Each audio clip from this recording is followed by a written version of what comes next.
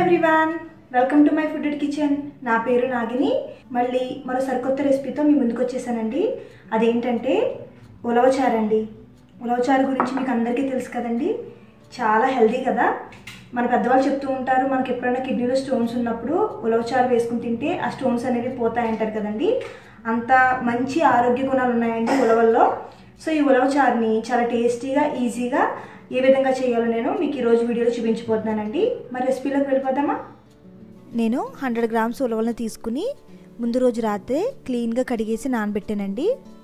ఇప్పుడు వీటిని కుక్కర్లో వాటర్తో పాటు వేసేసి మళ్ళీ ఒక గ్లాసు వాటర్ దాకా యాడ్ చేయాలి. ఇప్పుడు ఈ ఉలవలు బాగా ఉడికేంత దాకా విజిల్స్ వేయించాలి. నాకు ఇక్కడ 6 నుంచి 8 విజిల్స్ సరిపోయాయండి.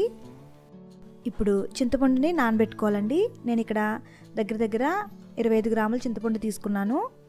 ఈ చింతపండులో వేడినీళ్ళు పోసి నానబెట్టాలి. ఇలా వేడినీళ్ళు పోసి నానబెట్టడం వల్ల చాలా త్వరగా నానిపోతుందండి. అలాగే పులుసు కూడా చాలా ఎక్కువ వస్తుందన్నమాట, బాగా వస్తుంది. ఇప్పుడు విజిల్ తీసి చూద్దామండి. ఉలవలు చాలా బాగా ఉడికి వాటి నుండి ఆ ఎక్స్ట్రాక్ట్ అంతా బాగా వచ్చింది కదండి. ఇప్పుడు ఈ ఉలవల నుండి వాటర్ని తీసేయాలి. ఇలా స్ట్రైనర్ ఉంటే కనుక స్ట్రైనర్లో వేసి ఇలా వచ్చిన వాటర్ని మనం సెపరేట్ చేసేయాలి. సో ఈ వాటర్తో మనం ఉలవచారు తయారు చేయాలన్నమాట. ఇప్పుడు ఒక చిన్న మిక్సర్ జార్ తీసుకుని అందులో ఈ ఉలవల్లోని సగం ఉలవలను తీసి వేసి మెత్తగా గ్రైండ్ చేయాలండి. ఈ మిగిలిన ఉలవల్ని మనం తాలింపు వేసుకుని ఈవినింగ్ టైమ్ స్నాక్స్ లాగా తినొచ్చండి, స్టోర్ చేసుకుని చాలా బాగుంటాయి.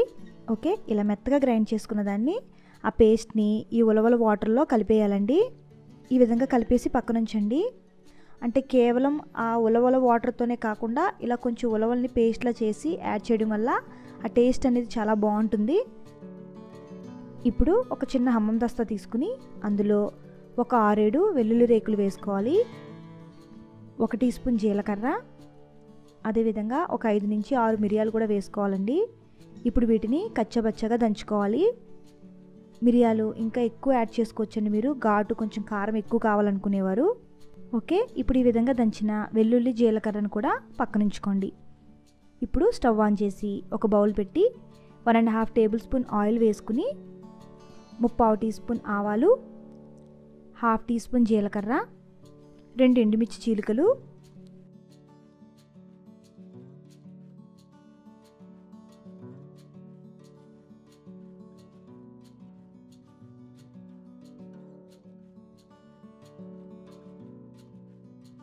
అలాగే ఒక ఆనియన్ ముక్కలు వేసుకోవాలి.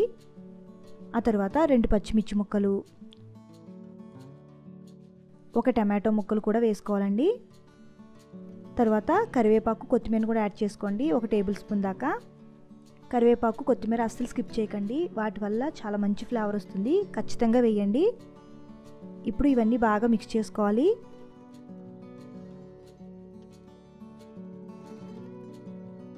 ఇప్పుడు 1/2 టీ స్పూన్ పసుపు వేసుకోవాలండి, ఇవి ఇలా మగ్గుతుండగానే. అలాగే 1 టీ స్పూన్ కారం కూడా వేసుకోవాలి.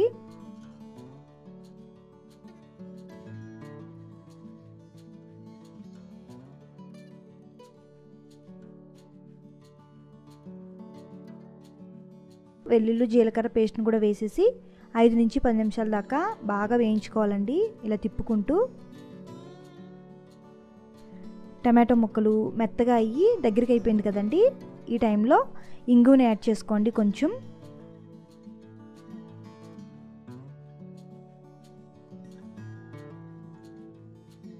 ఆ తర్వాత చింతపండు పులుసు వేసుకోవాలి.